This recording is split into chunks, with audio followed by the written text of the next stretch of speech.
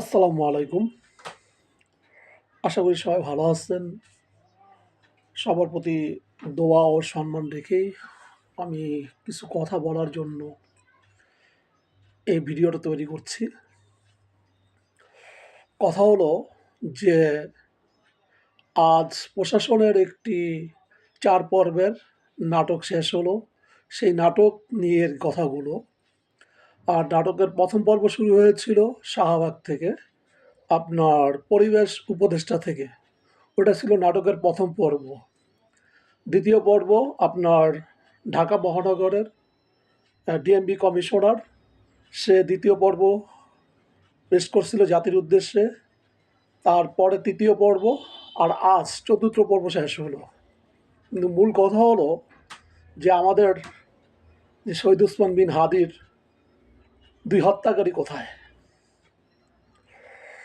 আমাদের প্রশাসন বলতেছে যে কৌশলে হোক কিংবা যেভাবেই হোক, আমাদের প্রশাসন বলতেছে যে হাদির ২ প্রধান হত্যাকারী তারা ভারতে আছে, তাদের স্থান নাকি তারা ত্যাগ করতে পেরেছে। কিন্তু কথা হলো যে এই যে আপনার এই নাটকের এই ২ হত্যাকারীর সাথে, হ্যাঁ, প্রশাসনের এই নাটকের দুই হত্যাকারীর সাথে আরও ৩ জন যোগ হলো, মোট ৫ জন হত্যাকারী এই দেশ ছেড়ে কীভাবে পালিয়ে গেল? আপনারা কি এই যে ২৫-২৬ দিন সময় নিয়েছিলেন যে হত্যাকারীরা দেশ ছেড়ে পালিয়ে যাবে, তারপরে কালকে নাটকের শেষ পর্ব, আজকে নাটকের শেষ পর্ব জাতির উদ্দেশ্যে পেশ করবেন? এই সাংবাদিক সম্মেলন করেছেন আপনারা? আপনারা সব কিছু উদ্ধার করতে পারেন, আপনারা এইসব তথ্য বাই করতে পারেন, সন্ত্রাসী কোথায় বসে ভিডিও বানাচ্ছে সব কিছু বাই করতে পারেন, কিন্তু আজকে ২৬ দিন ২৫ দিন পার হয়ে যাচ্ছে, সন্ত্রাসীদেরকে গ্রেপ্তার করতে পারছেন না। আমরা তো এত নাটক চাইনি, আমাদের তো এত নাটকের প্রয়োজন নেই। যত দ্রুত সম্ভব এই ২ সন্ত্রাসীকে গ্রেপ্তার করে জাতির সামনে পেশ করবেন। আপনাদের কাছে কিছু চাওয়ার নেই। আর আরেকটি কথা, নির্বাচন সামনে, জাতীয় সংসদ নির্বাচন আসতেছে। আপনারা সবাই স্বৈরাচারকে না বলুন।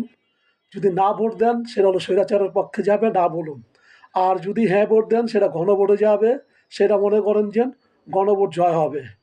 আপনারা হ্যাঁ ভোটে ভোট দিবেন, আর যদি না ভোটে দেন সেটা না, স্বৈরাচারের পক্ষে যাবে। আপনারা সবাই না ভোটে ভোট দিবেন।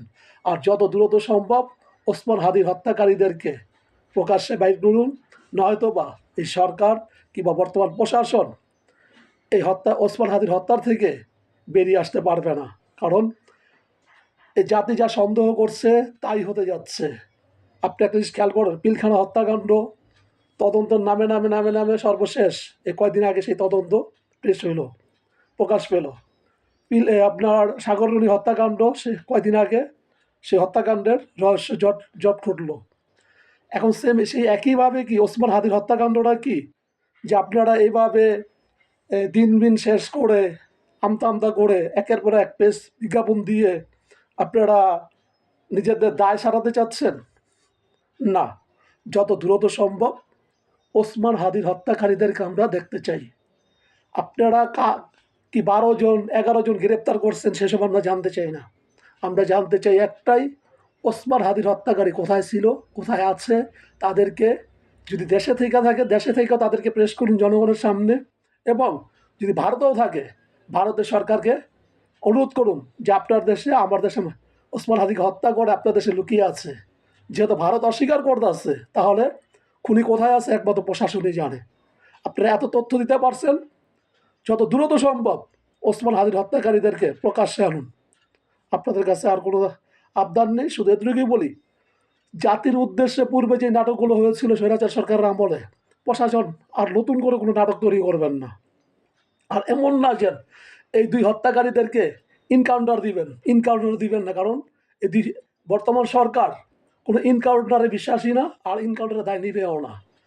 আর আপনারা যদি মনে করেন আমতা আমতা করে নির্বাচন ঘনিয়ে আসতেছে, নির্বাচনের পর এই হত্যাকাণ্ডের সন্ত্রাসীকে ধরা হবে, এটা ভুল। নির্বাচিত সরকাররা এই হত্যাকাণ্ড ধরবে না। যত দ্রুত সম্ভব ওসমান হাদির হত্যাকারীদেরকে প্রকাশ্যে আনুন। আর কিছু বলার নেই। আল্লাহ হাফেজ।